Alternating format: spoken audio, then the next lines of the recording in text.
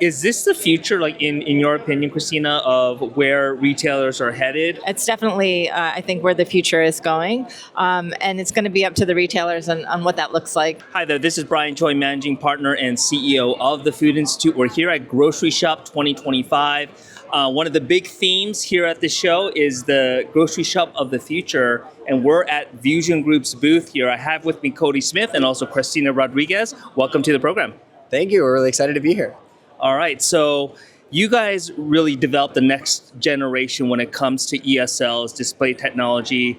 I'm super excited to know from this year's show what you guys are highlighting. I see that we have some technology here that you guys will be going through. So tell us a little bit about VusionGroup first and what we see behind us. Yeah, so we've actually been around for about 30 years. We were founded in France by a retailer's son who was ultimately sick of changing paper tags. And so he went on this mission to develop the shelf edge, and we continue with that mission today. So we're the leader in shelf edge technology. We're reinventing it. And behind us, we have some of our legacy products from high frequency to Bluetooth to 𝗟𝗲𝘁, which we're really excited to get into later, as well as some of our e-paper solutions. And with that, we can really connect the entire store. We look at ourselves as the leader in connected commerce and really, the entire retail ecosystem, connecting everything from supply chain to shelf edge. One thing we're trying to do is help retailers really connect their store in the physical space, right? We really focus on omni-channel business, and the retail store, physical store, is becoming more and more important as it is the place where people make the decision. So we're helping to digitalize the store at the shelf edge and throughout in other areas. So we're happy to get into it with you guys today. What are you guys showcasing here on the shelf? Yeah, of course. So at the top, we have our high frequency tag. So it's our legacy original piece, right? These come in 4-color, multicolor e-paper, as we see here, multiple sizes. So dependent upon the retailer and what they need, a perfect foundational piece for their store when they're getting from paper into electronic shelf labels. As we move sort of down into the current and what's next, we have Bluetooth low energy. So beyond high frequency, you move into Bluetooth, and anybody with a handheld or a phone can now connect to the tag. You can utilize the LED on screen to utilize pick to light or stock to light for associates. And you can also obviously get very custom with the templates. Again, same as high frequency, but a little bit one more step above the technology within the actual tag to be a little bit more connected. Got it. And then as we go down below here, we have 𝗟𝗲𝘁. This, I'm again really excited to get into. So these do not have batteries, whereas the others do. And so without a battery, how do you power it? Well, we now have a rail that has the battery in it.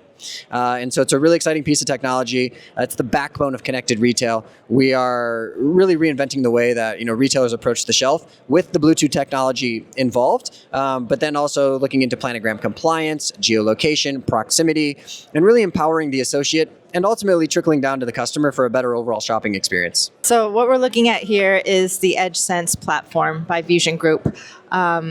Well, we can start at the top here, or any of these, right? These are rails that are battery powered and Bluetooth enabled. And what that does is allow us to connect up to 24 different digital shelf tags right onto the rail. And so the batteries live in the rail and not on the tag itself. And the tag, you can see, has its own little unique template of information. If we go over here to this other template here, you can see the difference, the versatility that it has. So we can work directly with different retailers for a custom template for whatever it is they need, whether it's a clearance price or it's a special going on. These are particularly small, but on some of the larger ones, we can add a QR code that holds information about the product itself, so the customer can now connect and learn more about the brands that they love. If you look down here, you see one of our other devices, which this is our 𝗟𝗲𝘁 camera. Yeah. So this camera has a unique capability of, taking photos of the shelf on the other side to scan for gaps in inventory, so that we can alert retailers in real time that they have a gap and perhaps they have inventory in the back room. This allows them to do real-time inventory control and make sure the product is on the shelf for the customer and that they're not losing any revenue. Wow. Does this also track consumer walking behavior as well? So you can see like how much traffic a certain aisle. Yeah, so these are GDPR compliant. They're not taking pictures of any individual shopper's face or anything, of course. However, in terms of proximity and dependent upon the threshold that's set by the retailer, how often they want this camera to take a picture of the opposite shelf, 5, 10, 15, 20 minutes, all up to them, then certainly we can sort of see shopper behavior. But when there's a shopper in front of the camera and it's time to take a photo, it will not take a photo. It'll wait until the consumer's passed and then take a new photo. However, we are working on some really interesting technology right now where we can connect a sensor to the rail to understand consumers' dwell time at the shelf and potentially see some data around what their shopping behaviors are. And perhaps maybe there's a deal relative to a specific product and the sensor is near that. And you're just trying to track, did the deal work? Did the tag template work? We tried some new things and we have a sensor there to sort of track the shopper behavior. We're starting to implement those technologies as well. Again, not quite everything at scale, but we have some things in place right now that are really allowing us to not only empower the associate to do quicker, more efficient work and have better task management so they can spend time with the shopper, but then also understanding the shopper's behaviors to ensure that they're getting everything they need and that the product's on the shelf when they want to get it. And then the very bottom is our full color e-paper displays. On the left, we have an 8.2. On the right, there's a 13.3, but there's a variety of different sizes. These are what we call full color, whereas some of the others are 4 color. These have the full array of whatever you want to do. So when we look at retailers, merchandisers, CPGs, if they want to get creative with a campaign, as you see with Lay's on the left, or the sports drink on the right, they can utilize their entire ecosystem of colors and put it on an end cap or on a shelf as a shelf talker to draw attention to a product. Who would be the right type of client for each of these types of technologies? Yeah, I would say budget sometimes is a factor. I do think looking at what use cases the retailer needs in their own store, in their own chain, also does drive which solution that they are picking. So, as Cody mentioned, EdgeSense opens up a number of different capabilities and different use cases for the retailer that the standard high frequency doesn't provide, but high frequency does serve a purpose and it does provide a nice foundational base for pricing automation and improving the associate workload and productivity as well. What's amazing to me is that these look like as if they're paper or like the traditional types of tags, but these are all it's quite amazing. Is the cost of powering these how does it compare with other types of display technology? I would imagine it's a lot lower cost than what most people would think, right? Oh, yeah. So if you've ever had a really good watch, your battery should last anywhere from 10 to 13 years. So this is a great rendition of what an end cap might look like in a grocery space. This is absolutely something you would see on the end of an aisle.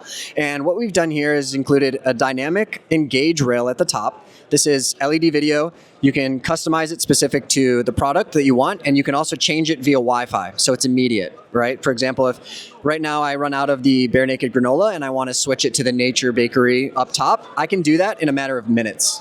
Just updating new content to the specific QR code within the rail. But then if I have specific deals and the Nature's Bakery was $5.49, it's now $3.29, I need to call that out. So these 4-color customizable templates that are in 4.2 or larger allow you to not only add product information and potentially logo, but then they also allow you to add plant-based, dairy-free. So the consumer knows, oh, I don't really have to read the ingredients on the box. I can look at the tag, understand what the product details are, and I'm getting a deal on the twin pack at a 1.59 ounce. So you're getting unit price as well. It's a really unique ability for us. The larger the tag, the more color capacity, the more capability the retailers and the merchandisers ultimately have to showcase to a consumer that they're getting a deal, they're getting a great product, what all the details are that matter to them, and also grab their attention when they're walking down the aisle with the top rail. So is this the future, like in your opinion, Christina, of where retailers are headed? I think the future is, retailers working with CPGs to come up with the right solution to speak, personalize, and customize the conversation with the customer. So it's definitely, I think, where the future is going, and it's going to be up to the retailers on what that looks like. Christina Rodriguez, Cody Smith, thank you so much for spending time with the Food Institute. Thank you. Thank you. Appreciate your time.